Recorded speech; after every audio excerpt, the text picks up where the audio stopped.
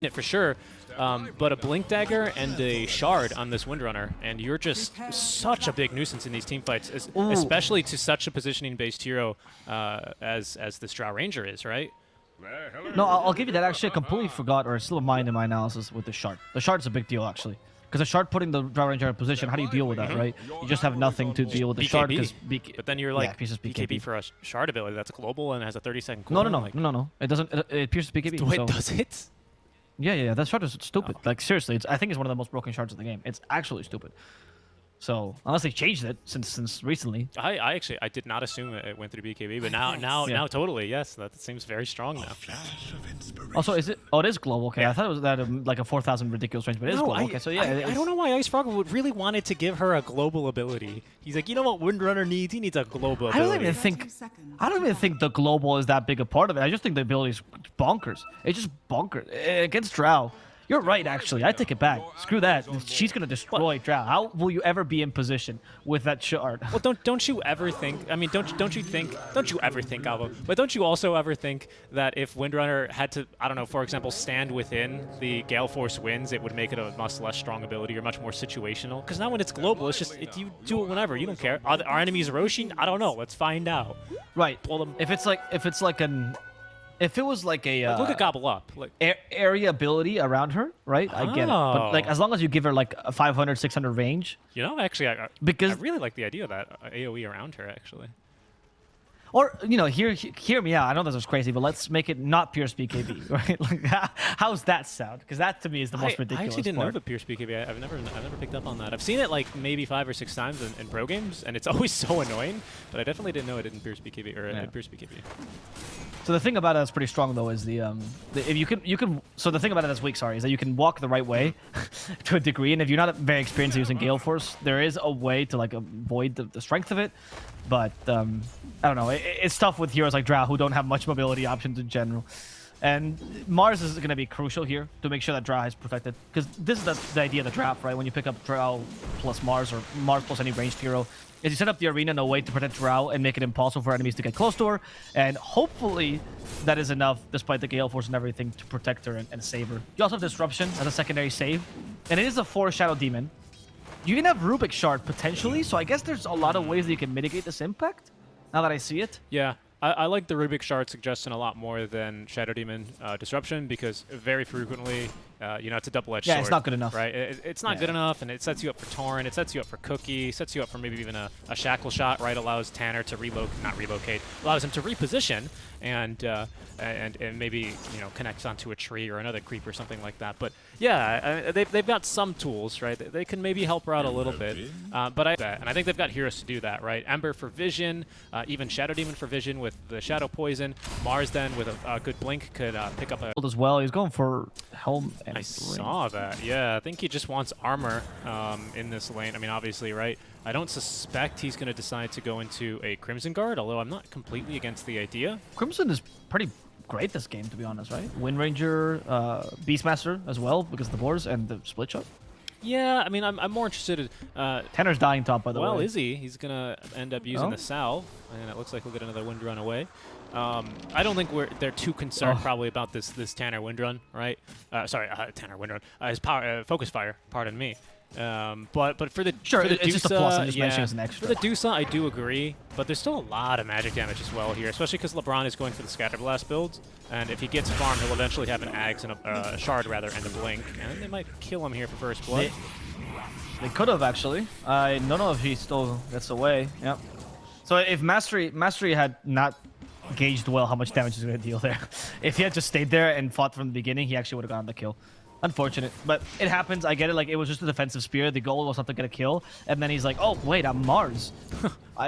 That's so easy. I forgot how much damage I deal.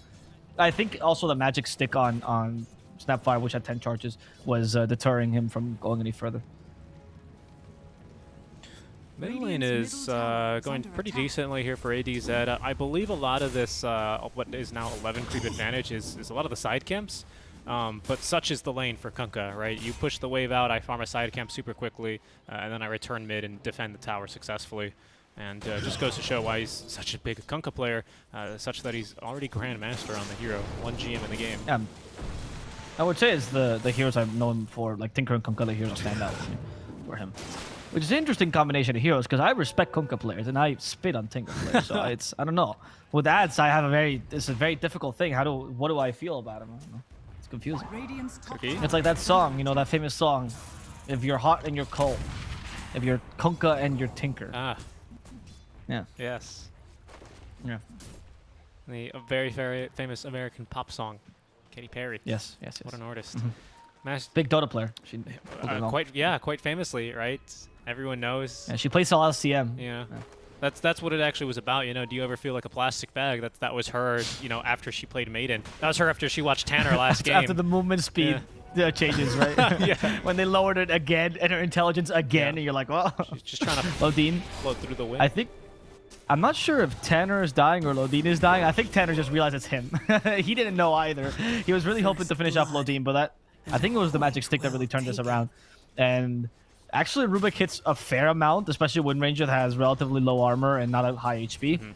Rubik is winning this trade war, especially due to Fade Bolt. Yeah, Fade Bolt is really his bread and butter here. It's kind of a tricky scenario when you can trade with Fade Bolt and not, because you're clearly winning whenever he's not Fade Bolted you, and then you're all of a sudden losing very fast when he has hit you with Fade Bolt, so it's a bit annoying. Yes, exactly. I don't think you win without Fade Bolt, if I'm honest with you, though. I'm looking at the stats, and Rubik has surprisingly good base stats for an intelligence hero. Look at that, 4 armor. Yeah. He has no items. Yeah. 4 armor. I mean, he better. I mean, he's kind of his own skills have the longest cooldown, and he relies on stealing others. You know, so yeah, he better at least have good stats. Also, Rubik is like Rock Lee. He like just trained for years. Careful, and then MT is gonna drop as MTD actually is gonna jump behind the boat. Really wants to keep fighting here as he's trying to defend his stacks. They catch. Oh, Rubik denied himself. Well, yeah, he's committed suicide. He took the courier though before he died, which is pretty good. Not bad, actually. Pretty hype. Yeah. He's walking down ADZ with the haste rune now expiring. He's going to commit the double remnants, but a great torrent. Yeah, ADZ, he's going to go ahead and sidestep that one. And now without any remnants remaining, forced to tank the tier 1 tower. ADZ might have a kill here. Oh, he's going to just barely live. Okay, the immediate use of those remnants, I got a question. It was like, I put them down, I might as well jump to them, even though he's nowhere close. That was a good evade, though. That was very good by MTD. Nice sleight of fist for the cookie.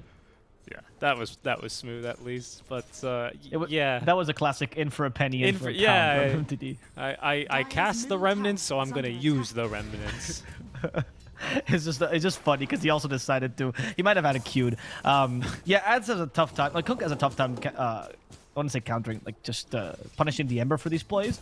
Usually, he just wins the lane because of last hitting and harassment. So, not much he can do now. Ember is not a hero that will suffer your Ghost Ship combo most of the time.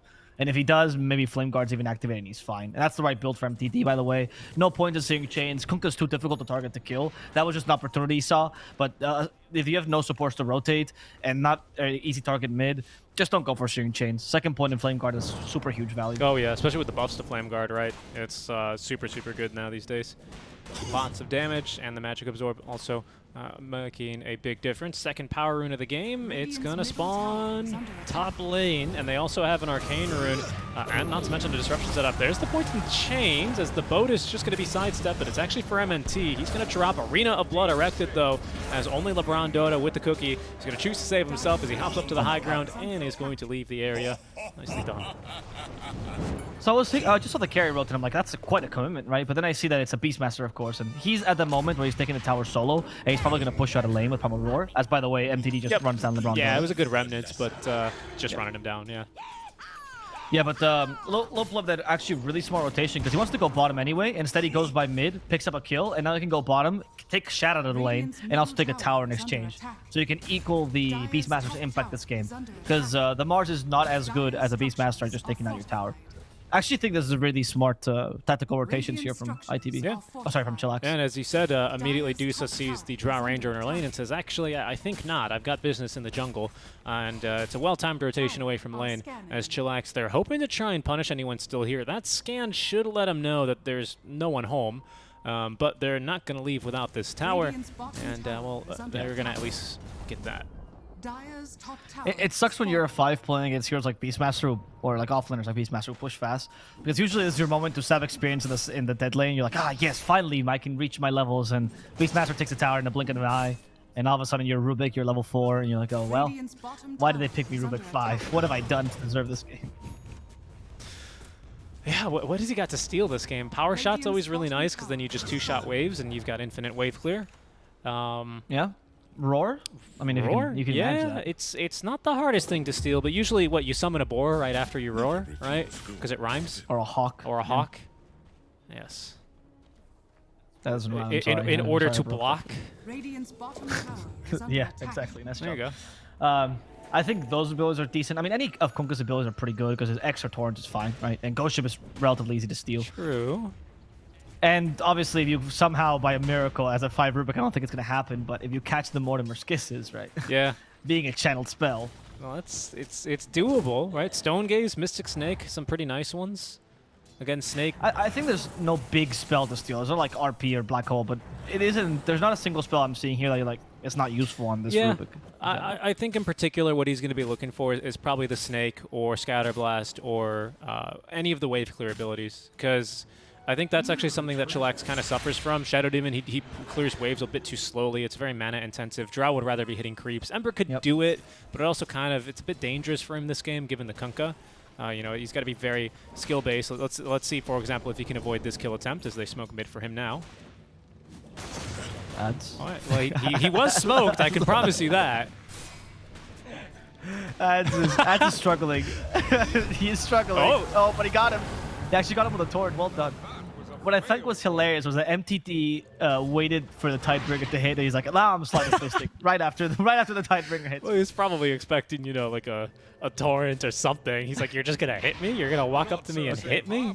That's rude." This mid lane is honestly really enjoyable. How they're both playing it. It's been a much more entertaining matchup than Ember Kunkka usually is, because usually there's farm, right? But these guys are hitting each other with all. Yeah, and the funny thing is they just, you know, X TP or Remnants TP, and then they're just back to the lane, and they're just doing it again. Exactly. There's a smoke here. Actually, great usage of Double the Mars. smokes. And well, double smokes, interesting. Drow's in the jungle, or in the triangle. There's no one here to break the smoke either. Oh, low pleb. Good gust, though. Very good gust. That'll save him. And that's why if you smoke during daytime, you have to be a bit more careful about your initiation. Like, for example, through the trees. Really good idea. They catch the Beastmaster. There's the spear. And the successful smoke will go to CHILLAX. There it is. I thought that was going to go the other way around, to be completely honest with you. But ITB, they're not going to be able to convert, even though they get vision on the Drow. It's a daytime smoke. If it's daytime smoke, I actually think it's much better to gank someone that's in the lane than triangle. I think the triangle smoke is a bit tough because they usually have either vision over the area or someone covering them. You know, like it's usually, and the positioning of the carry when he farms Ancients these days is much better than before. Like, carries are pretty far away from the potential smoke ganks. Mid-tier 1 is open as well, so that smoke route is obvious. Like, you're not going to come through the left side, right? Yep. And Rubik's managed to steal himself a boar, which isn't all actually bad. Pretty good, yeah, right? it's nice early for vision, for sure.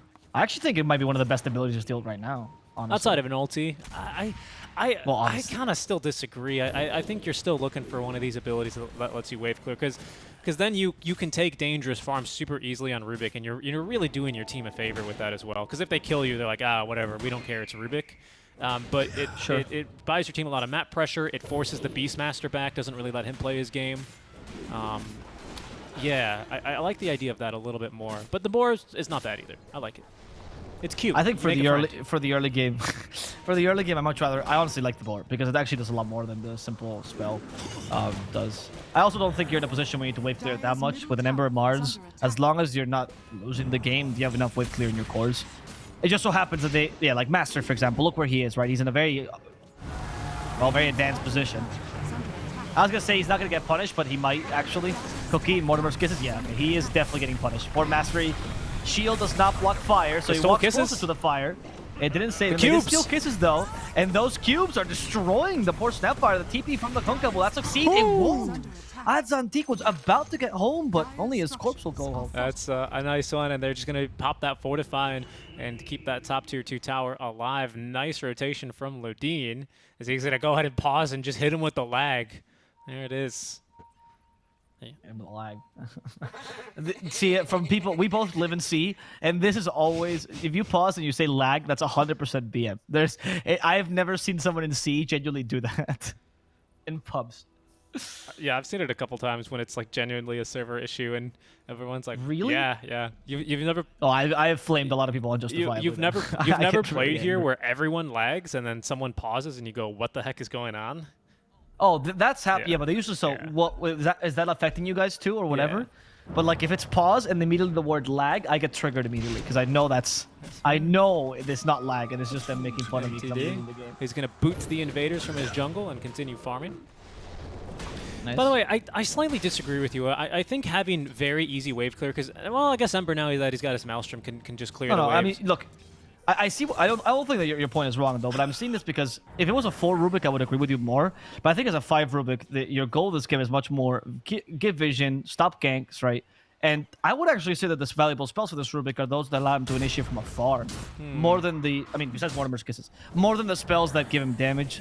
Because I just don't see him being this impactful Rubik that can actually jump in, blink, whatever. That's where I'm coming from. I agree with that, but to me it seems weird that then you're gonna have MNT take some farm elsewhere on the map when he's kind of the counter initiator, right? In Dota 2, especially this early on, he's your save, he's your disruption, and Rubik is just not as well suited for that role, especially when you've only playing with level 2 telekinesis, right? Like, what's he gonna do here to stop the Kunkka? Good arena. I mean, a good arena. That arena actually messed up with Adz's timing. Well, this is what Rubik is going to do. See? He is going to take some damage, he's going to use telekinesis, and run away. I think that's his role in this game. I guess so. And he's going immediately for the shard, you see, right? So I really do think that they're just playing this guy as like a fodder 5, which is why I'm going the way I'm going, which is just, yeah, he stole X. I think X actually one of the most valuable spells to steal as well, because that's what your role I see him in this game. Let MNT actually get the farm. All right, well, with that farm MNT, I think he's got Arcane Boots. He's going to disassemble them and get the Aether going, as they will disassemble the Snapfire. Yep. But she doesn't get turned into anything, just a corpse. No, she's going to sink into the ground with her broken animations. Exactly. This tower will fall relatively... Oh, maybe not, actually, with a glyph. They're trying to defend this. Oh, Mastery. Nobody saw that. X marked the spot. Mastery tried to do one of those Collapse Magnus plays, but instead... Collapse Magnus in my plubs. And he's going to walk away with his shield held high. Really, it's shield held high to hide the tears that he missed a spear. To be honest, those are actually really hard to hit. I'm actually floating him. It's actually really difficult to hit a spear because the charge up is really long. It's a good call to try to do it on Medusa, who's not the fastest hero, but it's a really hard technique to do, especially when on the very tippy edge of your Blink Dagger range. You're probably not going to get him. Yeah, I was just saying, you know, because he's got to hold up his shield so it blocks the spear calling out, "Hello, I am Mastery Spear number XYZ," you know. Oh, that's my favorite meme. Oh, that's so Smoke good. play. But usually people do that when you miss the spear after you use arena and got rebuked, and somehow it and then Mars has nothing to do but just kind of look at them angrily. Yeah. That's always a funny meme. MNT, he's gonna Maybe next time. Primal Roar for him and Mortimer's Kisses. Okay. I mean, I guess this secures your tower. There's the X marks the spot from the Rubik actually for ads. And now he's stuck in the arena. Oh, the Cookie saved him though from the arena. Still fighting against the Drow. Master will be hit by the ghost ship. Stonegaze will cover Ads' escape. But here comes the Rubik again, who actually stole himself. And Ads is going to try to TP. That's going to be cancelled by his own death. No need for the stun indeed. As Shad, also in control, trying to run away. Almost out of mana. Hit him with the God's Rebuke. They actually caught both of them. They've both been slowed. The bomb will die first. Shad will join him in the grave. And that's going to be CHILLAX taking down 3. And a tower to boot. Very good execution. Lodine coming in clutch in that fight. Yeah, a couple of really nice spell steals there, right? The X mark to put him out of position. And then the Stone King. Slight miscommunication there on that Cookie. Because Kunkka ends up taking a couple of extra, maybe 3 auto attacks from Drow Ranger, one of which was a marksmanship proc. Because it threw him onto the other side of the arena walls, which of course otherwise would have protected him from those auto attacks. And he just barely dies. No, they wouldn't have. From marksmanship? Because it's Mars in his own team. Mars is in Drow's team. Oh, true. Of course. Yeah, exactly. But I want to say though to that when I was casting, I made the wrong assumption because yeah, you see him getting out of the arena and immediately my brain goes, oh, he's out, right? Like it's good. But you're right, he's on the wrong side, which means that he can't go back. You can't go through the other side, right? And so while you're like those attacks would have hit him anyway, he couldn't run away from the Drow, and that actually put him in a relatively difficult position, and he got punished really hard. Also, the Kunkka is he went for armlet, which is fantastic, but the extra armor, the armlet is gathering him just being nullified here. Like the extra armlet, armlet armor is what's saving him somewhat from the marksmanship, because you need that armor against marksmanship, but it's not doing enough to deal with the drow, and your ghost ship is not doing anything. And because he was put so far out of position, those extra 200 HP or so that you might get from the armlet, or those toggles you might do when drow is barely getting you, was impossible whatsoever. Because you can't really armlet toggle against drow because you need that armor, as I mentioned. Yeah, and that was the Blink deck reveal fight as well for Beastmaster, right? He's got Blink. He decides not to go full into the helm of the Overlord, like I generally see most Beastmasters go for. I was actually surprised to not see him rushing it. In fact, he even bought boots. He doesn't even have a helm. So now he's just going to go for the Vlad's offering first. So much different Beastmaster build than what you've perhaps been used to seeing, where he's usually running around at this stage of the game with a derpy black ancient dragon. I think he acknowledged what we talked about in the early mid game, which is someone needs to get close to the drow, and I think it has to be him. Even if you go for the shard, you still need someone to be close to the drow, and Wind Ranger will die. So it has to be symmetrical to do that. I actually think this is the right build. It's the right build for this game, but it also makes the hero look much weaker, because you really do want that extra creep for that. Yeah, I mean, his push is going to suffer a little bit. Luckily, his team, he's got pretty decent wave clear, decent tower damage, right, with 1 point in Little Shredder. And the Focus Fire, Dusa, you know, you can get through towers eventually, but it's not the, you know, Beastmaster is solo pushing my tier 3 uncontested this early on, as the Spear going fishing is not going to catch the Beastmaster. They will kill his board. It's also the... What I was going to say, it's also the... like, even if you didn't go for Helm of the Overlord, or you just built Helm of the Dom, like, losing the lack of Helm of the Dom means you can't go for the solo kills Beastmaster that you were so used to. Like, you put a Aurora target, all of a sudden Beastmaster's running down one of your supports. That's a kill threat throughout the whole map that they don't really have. Yeah, Blink Dagger is decent, but Beastmaster needs to join with someone else to actually get kills now, which is a use of ITB's time that they don't want to do. It's a commitment to the late game, which is tough sometimes. Oh, yeah, and there's a smoke gank here, as they were prepared to smoke themselves, but they do get a nice cookie stun that catches the Mars inadvertently, but he's actually tanking through this quite easily. Does manage to erect the arena wall despite being roared, and now Dusa, she's just tanking damage from the Drow. She's going to be forced back. Actually, nice dodge there, using the Manta style to dodge the boat, which I think would have hit her, but she's going to now turn and fight through Shad. Oh, the Gust doesn't quite catch him, but the Searing Chains from MTD will, and now in trouble is ADZ, as he has no recourse but to just stand and fall to the barrage of arrows. A big fight there for Chillax. So remember what I said about the ratios and sustained damage? Imagine you don't erect the arena there. Like, if you're fighting against, say, a sniper or a drow, the Mars would have died much sooner, right? There's no chance he's erecting the arena there. Because you're up against a Dusa, even though the combination is good, because you can hold that place for so long, Dusa's Sinister Gaze didn't seem that effective because of the arena. And despite a really good cookie stun, which stopped initiation, didn't really matter. Chillax is just better. And their core-to-core is so much better, which is why I'm worried about ITB taking this to the late game. Because Drow, I think, still beats the Dusa, no matter how many items she gets. They're throwing kisses in because they know Roche is going on, but unfortunately after that fight, they're just too late. Oh.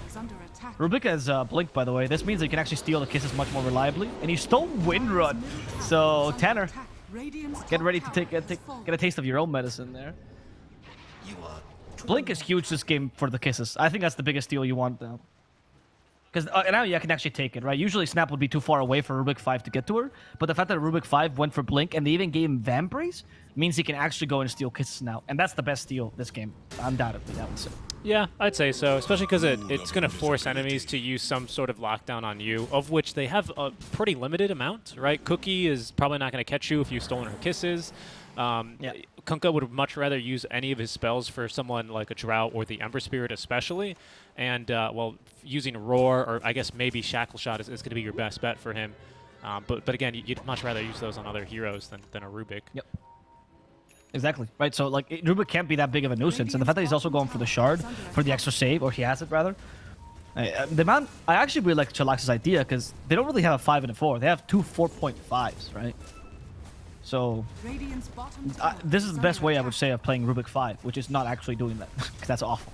So instead, they give him some farm. Good job. Yeah. I think that makes sense. Smoke play from ITB as they're hoping to catch anyone as they rotate back to defend the tower. It's MNT, but he's too fast on the blink. He's going to get out, and in fact, he sets up the disruption, but there's that Gale Force wins. That's going to get a roar here onto MNT, but Mastery having set up the arena, he's preventing anyone else from reinforcing here. Like we said, this is not a solo kill Beastmaster. In fact, he's fallen pretty low.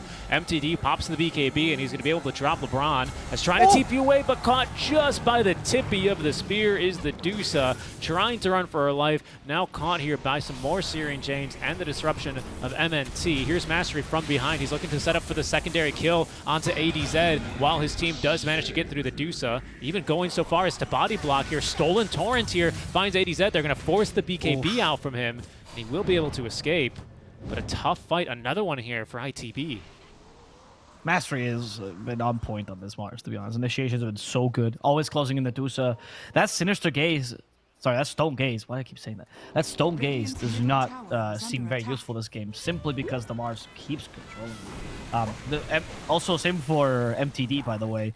On point Searing Chains this whole game. He knows his role is just to keep the fight going long enough for Drought to be able to join and kill everyone.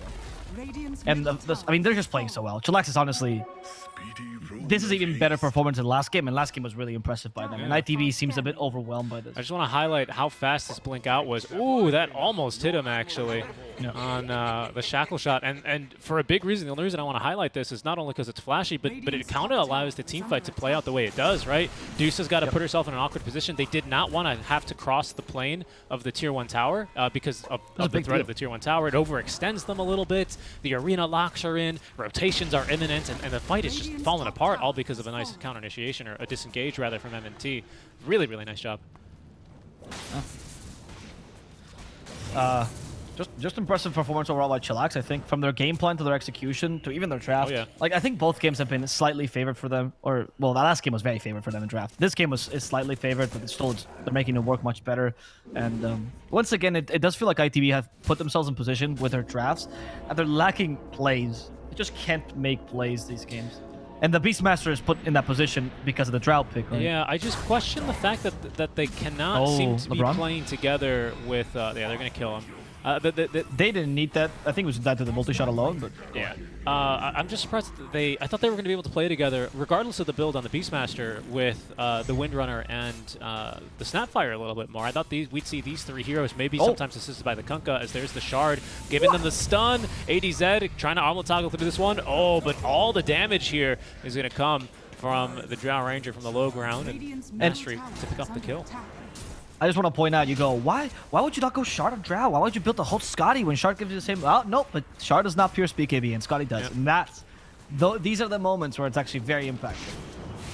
Gale Force Wind does not pierce spell immunity. What? It says right there, you can hover over it. But do it quick, because she's about to die. Tanner, well, he's going to die to the Demonic Purge, but MTD wants the kill. Stone Gaze used. They will at least petrify Pleb. But now Master, he's going to set up the arenals. He's going to be a statue, but now he's disrupted. He might even live through this as he gets off the BKB. MTD's got the damage, and they've gotten through Shad. He is going to die. Mastery might tick down to the Tier 3 towers, but he's going to throw up the Bulwark. He's going to be tossed back. Kiss is raining after him, and he gets the blink out. Everyone from CHILLAX is going to be able to stay alive after they dive Tier 4s for the Dusa. That's surprising. I did not know. What, did they change it? I'm so sorry. They used to. Oh, I don't know. Am I crazy? It could be. It could be. Okay, I feel CHILLAX. insane. I could have sworn for a while. Set another trap. Tanner, get back here. Is Ladunian's going to throw him back onto the low ground. Cookie will not even reach him. MNT blinks up to the high ground. Okay, he's going to disrupt himself, but yeah, I think ADZ was prepared for that, so Torrent's going to hit him. But they're just so afraid to commit onto him because of the rest of his team waiting in the shadows. Is it because maybe the debuff lingers and that's why? I'm not sure. Anyway, I feel insane now. I'm sorry about that. I'm sorry I shared the wrong that's okay. information with you. Don't worry about it. It happens. Beastmaster, he's still gone in fully for this Vlad's. So now he's trying to maybe assist with a little bit more sustain in the team fight. Ooh, double bounties. Go ahead and, yeah, collect those real quick before someone comes and picks them up. Yeah, I mean, what can he really do with all this game? Like, because of this build, he's also... Like, this is the other thing, right? He just can't make plays with this build, besides getting kills. Not only do you have the solo kill potential taken away, again, not to criticize this build, it's just this build is a consequence of the game. Yeah. And because of this, he can't actually split push lanes as effectively either. He can't take these solo kills and bring down the supports. Like, yeah, he can go and farm a triangle, right? And he can now somewhat solo push the lane, but he can't send the creep to another lane, for example, which would be really useful right now. Yeah, he can't push bottom and send his Ancient Black Dragon to cut top with a fireball. Like, he doesn't have that ability, right? So his team is kind of suffering because the map's getting closed around him. As just ask LeBron, as MTD closes the gap, throws the Remnant to avoid the Fairy Fire projectile, and in the base, yeah, they got the Kunkka. Yeah, that Gale Force not having the impact we expected it to be honest. Just because they're losing by so much. So even if you put them out of position, who cares if Drow's out of position? She can actually just tank you. Yeah. She has 2.6k HP. I think she has more than Dusa. She's got more than Ember even. Oh, wow. Not by much, but... No, but it's fair enough because Ember went for a much... Well, I guess that was Scotty. But like, it's just...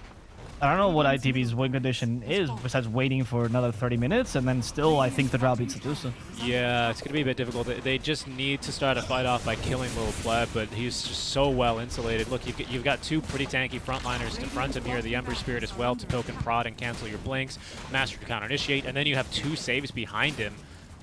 You know, you jump on the saves and the cores kill you. Maybe you get both supports, but you know, you'd be hard pressed to get more than that. And now they're just losing everything one by one, and they just can't bring the fight to them. I think this one is all but over here, Avo. Yeah, I think so. I really do think this draft. I really think the Medusa pick honestly crushed them in this draft. To be honest, I don't think they're playing this particularly that badly. Like, I mean, I don't think they're playing badly either. By the way, I just think CHILLAX is playing a bit better than them. But to be honest, I think the Medusa pick made this game really difficult for them. It didn't really do much against the Mars in general. The Drow's already beating the Dusa to begin with. Yes, so many counters to him in general. A lot of saves to make sure that Dusa is like sustained damage. It's just so punished. The lack of burst here is making it very difficult for you to do anything. In fact, you lack damage in general because Kunkka's not the highest damage hero either. Nope. He's much more about the control that he provides. Control and sustain in fights, at least sustaining himself and to your team. Yeah, we don't really see him being played ever since really they changed the way that cleave works and it no longer ignores armor. We don't really see Kunkka going for like Shadowblade, Daedalus, you know. He's got one queued up at least because they just need someone to jump these backliners and maybe blow them up. And he's got enough burst damage for that at least to kill a Shadow Demon, but... Yep. I mean, does he though? Shadow Demon's got an ultimate orb. He's got 2,000 HP. Oof. Yeah, I don't think he killed the... I mean, we saw earlier that Beastmaster tried to kill... There's the lag. Okay, that's not a BM pause either. There's the Beastmaster tried to kill the Shadow Demon earlier, and then he just couldn't get through them. Also, partially Beastmaster. I guess your best bet here, if you are ITB, is you have okay creep skipping with Beastmaster, Wind Ranger, and Kunkka, so you kind of take advantage of that. Even Snapfire can do it to a degree, right? So you can take advantage of that. That's a funny message. Is it Tuesday? Coordinator, LOL. I think the LOL is the funniest. Like, guys, we might not be able to play again. I just think it's just like with this attitude is very funny. No pleb. Really keeping the Div 2 alive with the Amar spirit. But my point is, your best bet: creep skip. Wait for this game to go longer and pray that Dusa Swift Blink is enough to deal with the Drow Ranger, and she is going for it next. It's the only way you can turn this core-to-core matchup on its head. I actually can't think there's nothing else you can do. Yeah, I actually think that's pretty fair. I mean, but even now they're just down so much. Next Roche is going to be up in 30 seconds. I mean, you just have to fight for this Roche, right? I mean, they've got decent Roche fight. Could that potentially be where they look to turn this game around? Just some kind of miracle Roche fight here? Because I don't think they can fight through an Aegis and another Ag Shard buffing up CHILLAX. I just think that feels impossible. I guess if you Gale Force him in the right time, and you push him like so that the walls are used. I don't know. I don't think a Roche fight is that good though, because I think the MA team has better Roche than me.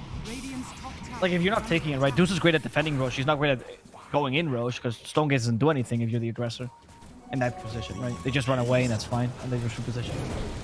Yep. Oh, talk about Dusa. Can they kill her? I mean, they're just poking and prodding. They realize Shad is pretty low on mana. have a good chance. There's the Gale Force annoying them. MTD walking right through it. Searing Chains plus Disruption. Always love that combo. BKB. As the BKB from Shad comes out. A Ghost Ship missed completely though there. Probably no. defensive one to make sure she didn't Beast die. Master. But it's actually more symmetrical. Who is going to die immediately. Yeah, he... Not much chance there. Out of position, I would say. Yeah, I think he was expecting a little bit more initiation from himself and the boys, but that just didn't end up happening. He's got Roar, though. He died without using it, and he's got the buyback. But it looks like CHILLAX aren't even going to bother for Roshan now, as they'll just start hitting tier 3 towers. He is up, and there's a TD room bot lane, which neither team would have scouted quite yet. Now there's Tidal Wave. That's another repositioning ability. I forgot about that shard as well to make water, Kunkka. Yeah, I mean, look, it's good. It's just that you reposition for what purpose, right? You have to kill her. And that's the purpose. You can play around. You know, as I've learned from dealing with roaches, you can play around with the drow as much as you want, but eventually you gotta go and kill it. Otherwise, it's gonna reproduce. Yes, it's very true. And in this instance, right, Manta Style or Disruption is what's going to cause it to reproduce. They're going for the fight now, Abo. This could be it. Mastery. Okay. That was not the fight initiation you were looking for. There is no arena. They did steal the Ghost Ship, however. Find Wind Ranger in the wrong position. Oh. Tidal Wave to protect her, but oh, is Wind Ranger done? Yes, because she's made out of paper against a Drow Ring. Shad. There's an arena. Fighting against the Mars. There's the arena finally erected. As Low Plum is dealing instead with with Symmetrical, sorry. In comes MTD back in. Adds Stolen Trouble hitting the walls of the arena, activates the BKB. So does Shad. Shad hoping to turn the Drow to stone and surviving this way, but that lack of damage. Shad is doing nothing. The illusions from Shad are doing more than he himself. And GG, they call it. And that's the GG. They called it. They accept it, rather. Yeah. Yeah, this one is gotten a little bit too far away from them. Unfortunately, it's just what the reality of the situation is. Yeah. What do you do, right, if you're ITB? I just think that I like Distracting Fury more than the other one, but once the Drow got picked, I just didn't.